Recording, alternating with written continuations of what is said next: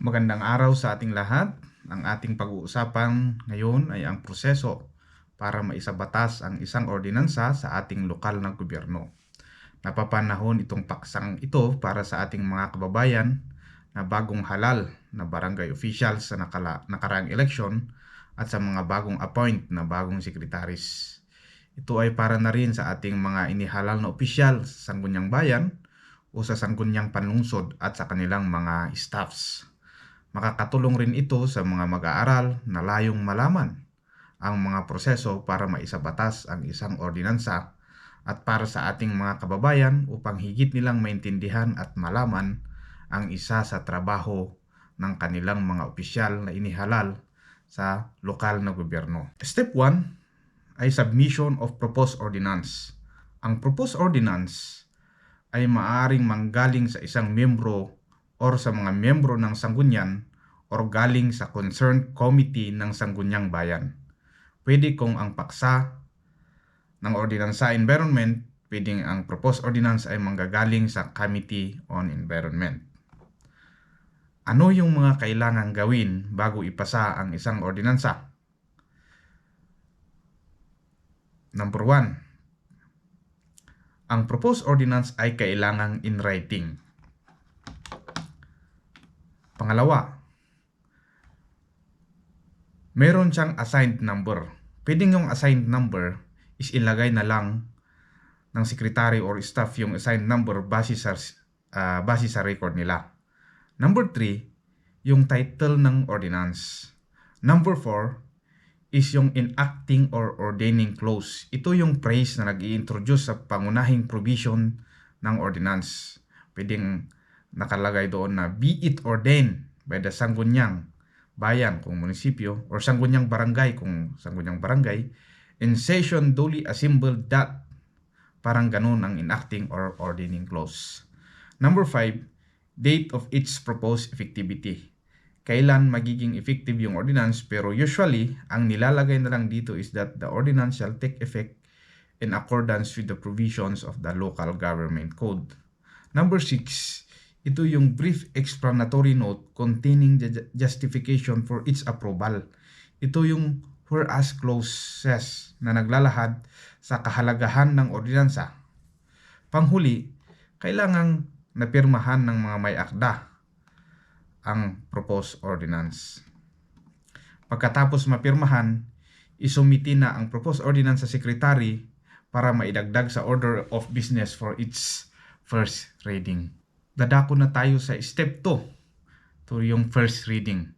During the meeting, the secretary will read the title of the proposed ordinance.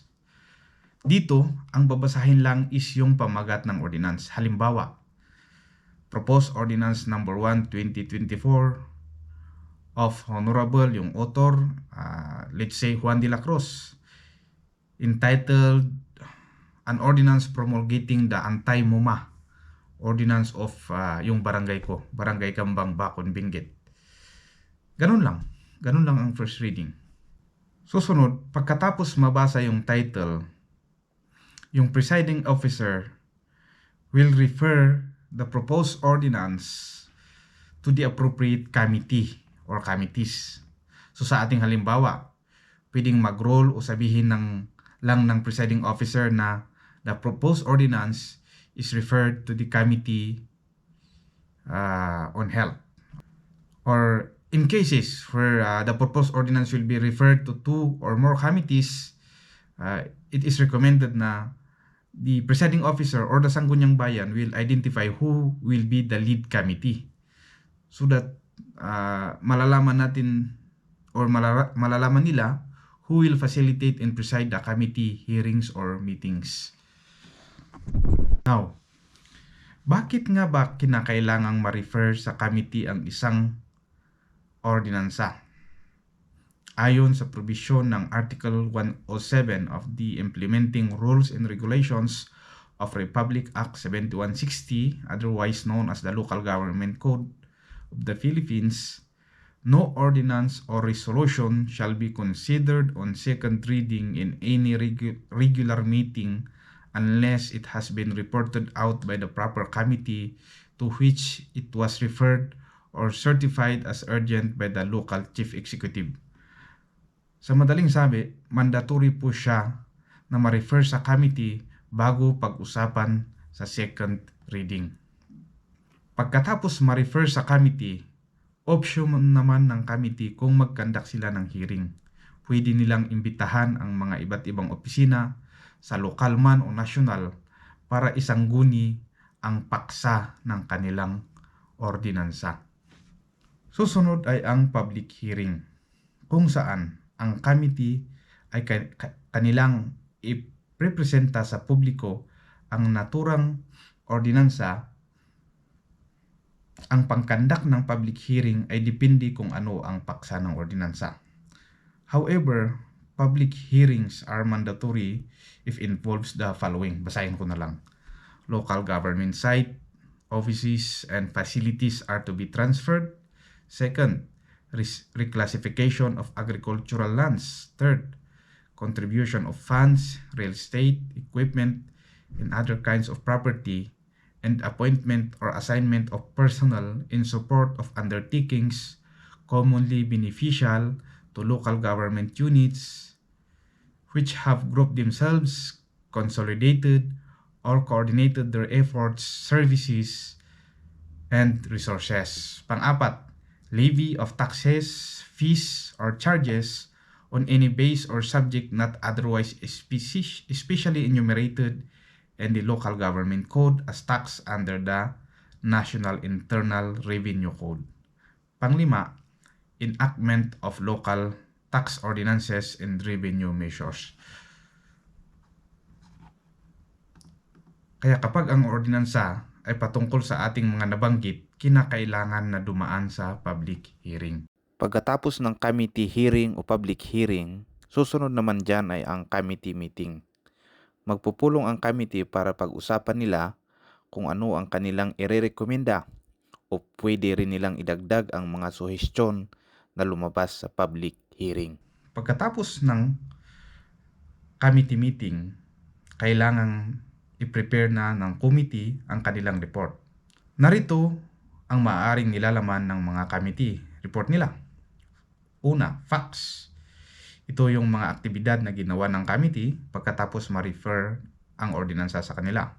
Pangalawa, listahan ng mga dokumento na kanilang isasama bilang parte ng kanilang committee report tulad ng mga sulat o minutes of meetings ng kanilang committee meeting, committee hearing o public hearing pag ginawa nila.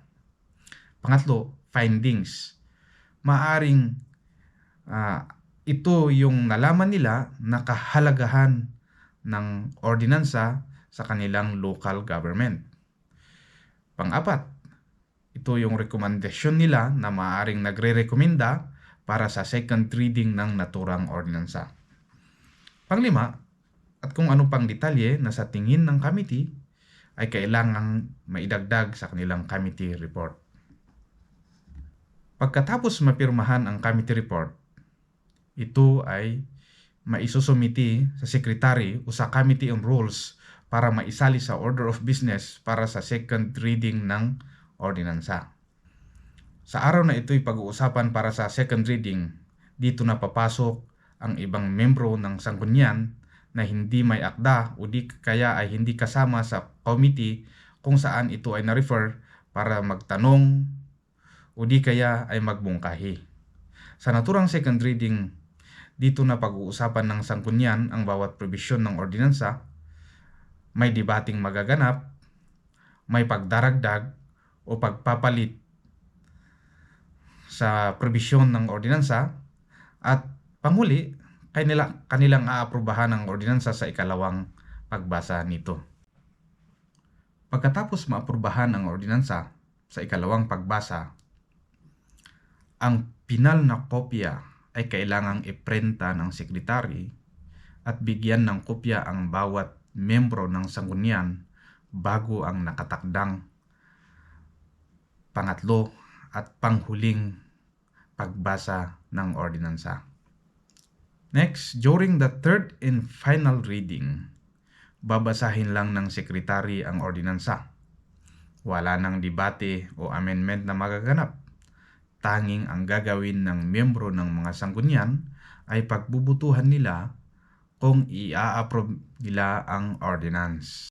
Pagkatapos na aprubahan ng sanggunian sa panghuli at ikatlong pagbasa, ang ordinansa ay iprepresenta sa local chief executive o sa mayor o governor para sa kanyang approval. Kung sang-ayon siya sa ordinansa, kanyang pipirmahan ang bawat pahina, pero kung hindi siya sang-ayon, pwede niyang ibito ang ordinansa at ibalik sa sanggunian kasama ang kanyang paliwanag kung bakit niya binito ang naturang parte o kabuuan ng ordinansa. Ang sanggunian ay meron din siyang kapangyarihan na pawalang bisa ang pagbeto ng mayor o governor sa pamamagitan ng 2/3 votes of all the members of the sanggunian. Kung halimbawa, nabeto nga ng mayor o governor ang party o kabuuan ng naturang ordinansa, kailangang maibalik sa sanggunian ang veto message ng mayor sa loob ng 10 araw pagkatapos niyang na-receive ang ordinansa sa sanggunian o sa loob ng 15 days sa kaso naman ng probinsya. Pag lumampas sa 10 o 15 days na walang na-receive ang sanggunian, nangangahulugan na aprobado ng mayor o governor ang ordinance. Sa kaso ng barangay, walang kapangyarihan ang punong barangay na magbito sa ordinansa sapagkat kabilang siya sa sangguniang barangay. Ang kailangan niya lang gawin ay pirmahan ang ordinansa pagkatapos itong aprobahan ng mayorya ng sangguniang barangay. Pagkatapos aprobahan ng mayor o city mayor ng component city, kailangan sa loob ng 3 araw ipapasa ng secretary to the sanggunian ang ordinansa sa sangguniang panlalawigan para i-review ang ordinance. Sa loob ng 30 araw, pagkatapos ma-receive ang naturang ordinansa, kailangang may desisyon ang sangguniang panlalawigan kung wasto ba ang ordinansa o hindi. Pag lumipas ang 30 araw na walang aksyon ang sangguniang panlalawigan, ang naturang ordinansa ng munisipyo ay nangangahulugang may basihan at alinsunod sa batas kung kaya't ito ay wasto. Sa pag-review naman ng barangay ordinance, pagkatapos itong isabatas ng sangguniang barangay sa loob ng 10 araw, ang kopya ng nasabing ordinance ay kailangang isubmit sa sangguniang bayan o panlungsod para i-review ang ordinance kung ito ay alinsunod sa batas at ordinansa ng lungsod o munisipyo. Sa loob ng 30 araw, pagkatapos ma-receive ang naturang ordinansa, kailangang may desisyon ang sangguniang bayan o panlungsod kung wasto ba ang ordinansa o hindi.